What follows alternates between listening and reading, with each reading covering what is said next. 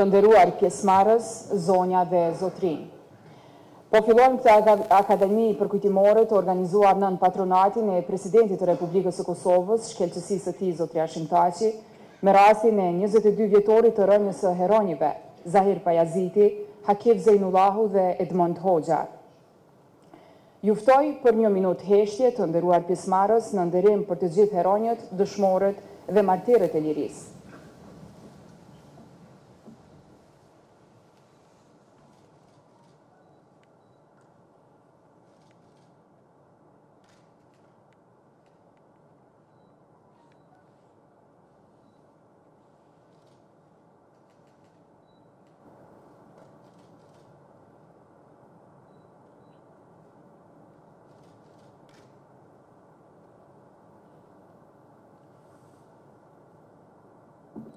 Lavdi. Të nderuar të pranishëm, ftojmë zotri Rustem Mustafa Remi, ish komandanti UÇK zona operative e Llapit, që të fletë për jetën dhe veprën e heronjve Zahir Pajazitit, Hakif Zejnullahut dhe Edmond Hoxhës.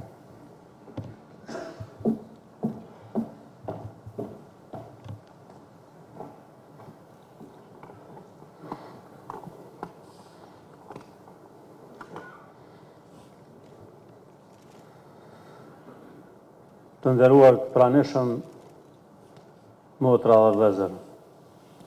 Në kujtim të rënies heroike të komandantit Zahir Pajazitit me bashkëluftëtarët Edmond Hoxhës dhe Hakif Zejnullahut, ju përcjell përshëndetjet e mia të gjithë luftëtarëve të ushtrisë qëndrore.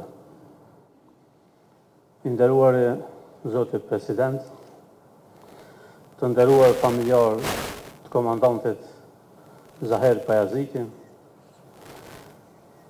Edmond Hoxhës dhe Hakif Zejnullahut, bashkëluftëtar, invalid dhe veteran të ushtrisë qëndrore, të nderuar familjarë të dëshmorëve, përfaqësues politik, deputet dhe ministra, bashkëluftëtar emër për emër të komandantit dhe bashkëluftëtarëve të tij. Të nderuar pranishëm, sot 22 vite më parë, i gjithë kohë mbi ynë përjetoi një ndër goditjet më të rënda. Humbëm komandantin me 2 personalitetet më domethënëse të luftës tonë për liri, pavarësi dhe demokraci. Humbëm drejtuesit emblem të ushtrisë qëndrore. Motra dhe vëllezër, lufta e popullit tonë për liri, pavarësi dhe demokraci ishte luftë shekullore. Luftë e cila daton nga fillimi i shekullit kaluar, kur padrejtësisht territoret të tëra shqiptare mbetën jashtë shtetit zyrtar shqiptar. Po e përsëris fort se lufta e ushtrisë qëndrore të Kosovës përfundimisht hapi rrugën dhe perspektivën për jetë më të mirë të shqiptarëve në trevet e veta në gadishullin ilirik. Kështu lufta e ushtrisë qëndrore në 10 vjeçarin e fundit të shekullit 20 është ngjarje e rëndësishme jo vetëm për kombin tonë, por është ngjarje me ndikim në marrëdhëniet ballkanike, europiane dhe botërore. Komandanti Zahir Pajaziti, nësëmëtar i luftës qëndrore, ishte strategu dhe vizionari më i shquar i ushtrisë qëndrore. Mbi të gjitha ishte një personalitet, emblem dhe personifikim i luftës për liri të shqiptarëve. Ai reflektonte zotësi, komunikim, afrim dhe bashkëpunim me të gjitha shoqëritë advetare, shqiptare që ma vonë do të venin si mbështetje e luftës për liri mbështetje e fuqishme. Komandant Zahir Pajazitit ka qenë organizator i ushtrimeve ushtarake. Antar dhe njërin ndër themeluesit e shtabit qendror të ushtrisë qendrore të Kosovës brenda vendit.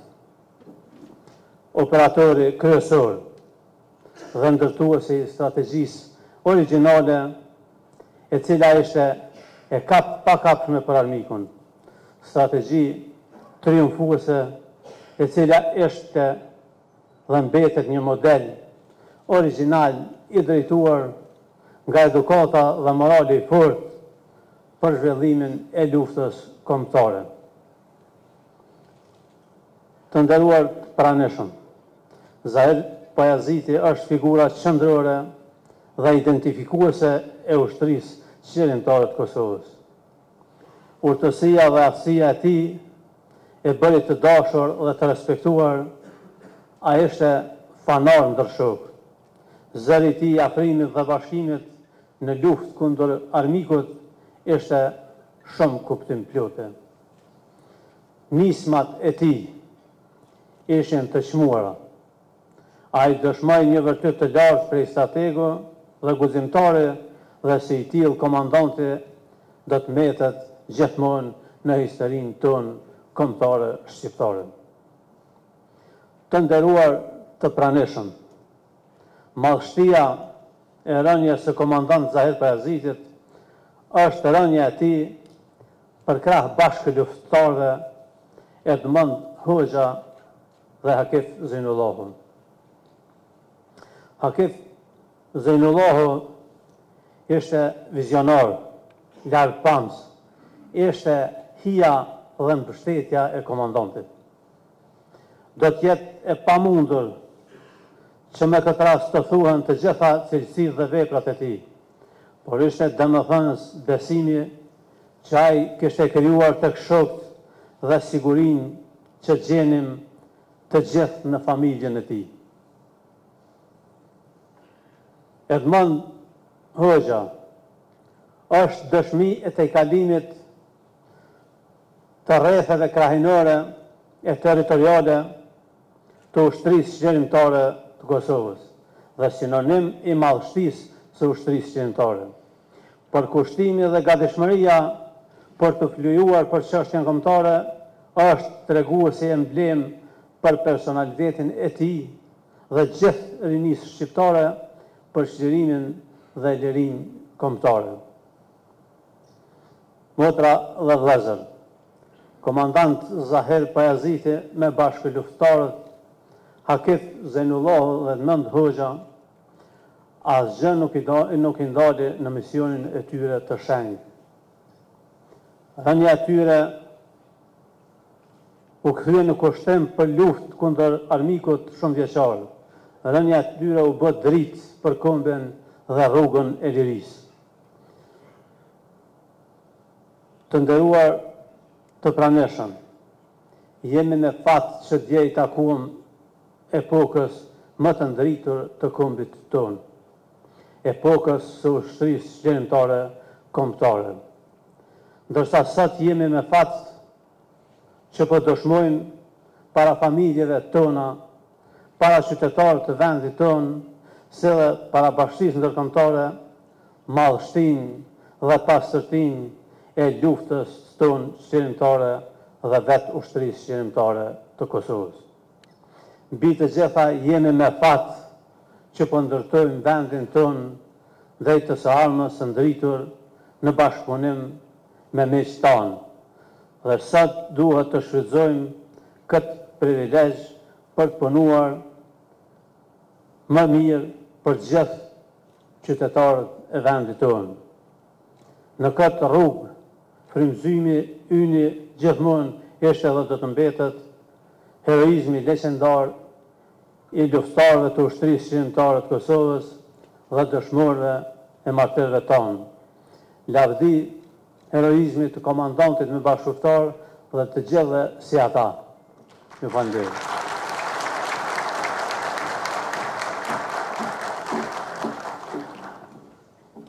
Faleminderit, zotri Mustafa.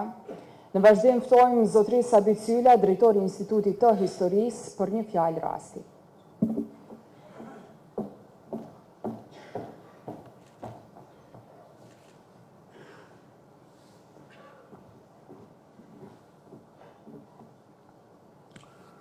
Të nderuar familjar dhe bashkëpunëtar të Zahir Pajazitit, Hakif Zejnullahut dhe Edmond Hoxhës. I nderuar ish president i Republikës Kosovës, zotri Fatmir Sejdiu. I nderuar ish komandant i zonës operative të Llapit, zotri Rustem Mustafa Remi. Të nderuar deputet, veteran, invalid e familjar të dëshmorëve të ushtrisë shërimtare të Kosovës, të nderuar zonja dhe zotrinja. Jam i nderuar që sot në këtë akademi të them disa fjalë për rënien e dëshmorëve të kombit dhe heronjeve të historisë sonë me të re. Zahir Pajazitin, Hakif Zejnullahut dhe Edmond Hoxhën. Rënja të cilëve ishte sa heroike, aq edhe krenare në mbrojtje të nderit, identitetit dhe krenarisë kombëtare, të cilët me guximin dhe vizionin e tyre hynë në mesin e kreatorëve të ideve dhe veprimeve për themelimin dhe shtrirjen e luftës çlirimtare. Ishte fillimi i viteve 90 të shekullit kaluar, kur edhe kishin filluar organizimet e para ushtarako-politike, përmes formës të luftës guerrille.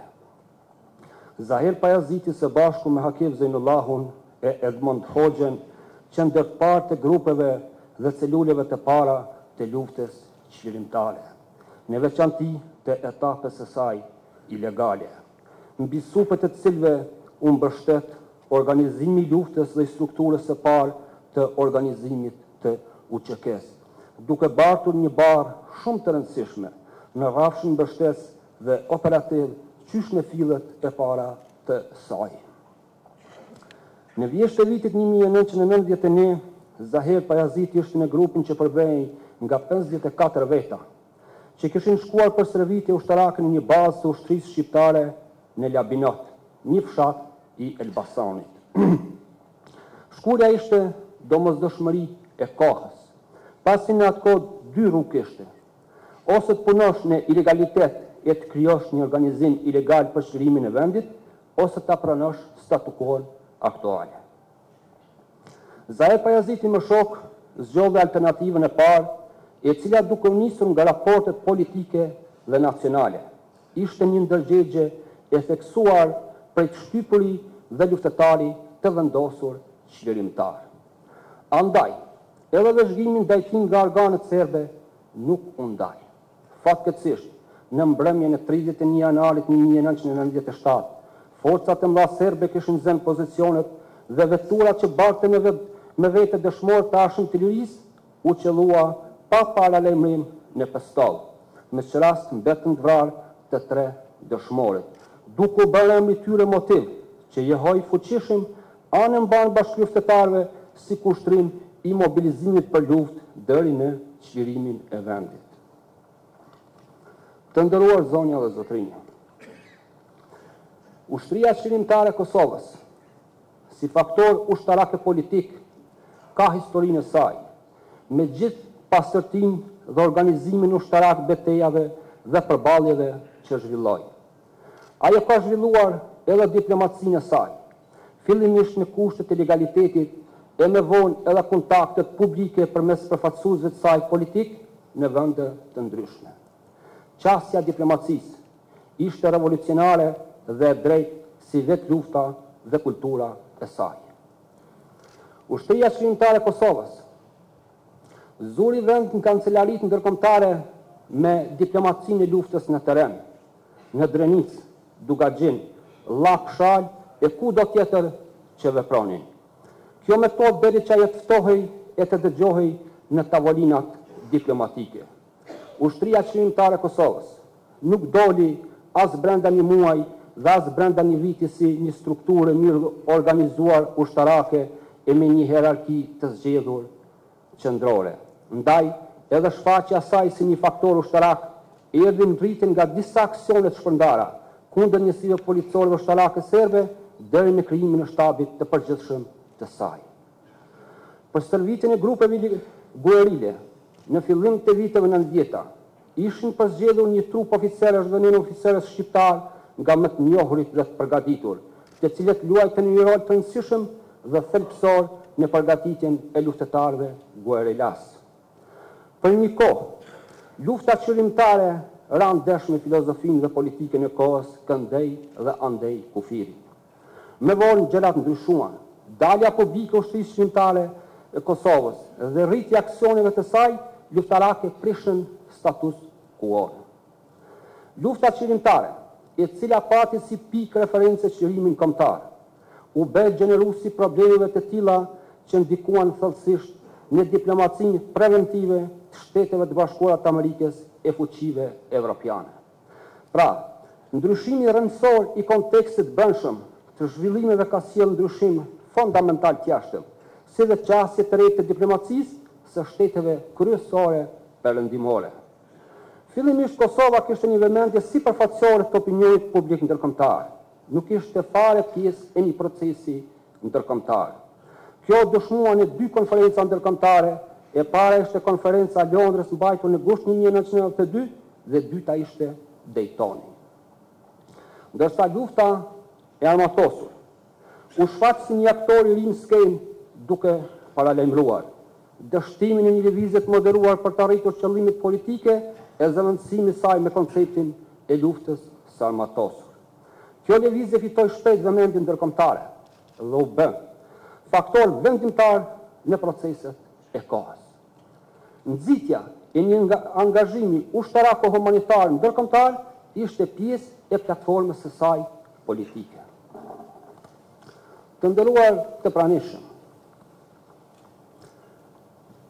pa u zhytur thellë në histori, gjatë zhvillimit shoqëror, alternativat nuk janë statike, por ato ridimensionohen në përputhje me rrethanat e brendshme dhe të jashtme. Pasi e gjatësia atyre varet nga rritja dhe raporti forcave politike në planin kombëtar e ndërkombëtar. Lidhur me këtë do përmendja thënien. Mendjet e mëdha diskutojnë idetë, mendjet mesatare diskutojnë ngjarje, mendjet e vogla diskutojnë njerëz. Kjo është një thënie që zakonisht i atribuohet Eleanor Roosevelt, gruas së presidentit Franklin Roosevelt. Por sot, nga ana historike, ky manifest ka shumë rëndësi dhe aktualitet e mund të thuhet se përbën diskursin kryesor politik dhe vendimmarrës të atyre luftëtarëve të djeshëm dhe politikbërësve të sotëm, që krahas luftës njohen historinë e filozofisë politike të diplomacisë ndërkombëtare, duke trasuar kështu vijën e drejtë kombëtare. Lufta e shtrisë qëllimtare të Kosovës ishte mbështetur në mendjet e mëdha ideore, mendjet e cilat e drejtuan vendin në partneritet me interesat gjeostrategjike, e cila duhet me tej të ruaj kontinuitetin e tij. Mbështetur në këtë madhështi e heronjëve të saj siç ishte Zahir Pajazitit dhe bashkëftetarët e tij, u arrit që me luftën dhe rënien e tyre të bëhen themelet e lirisë shqiptare në Kosovë dhe simboleve të dijes historike, ndërgjegjes qendresës e lirisë së gjithë shqiptarëve. Lavdi jetës dhe veprës së heronjëve të kombit. Lavdi gjithë dëshmorëve të kombit. Ju faleminderit.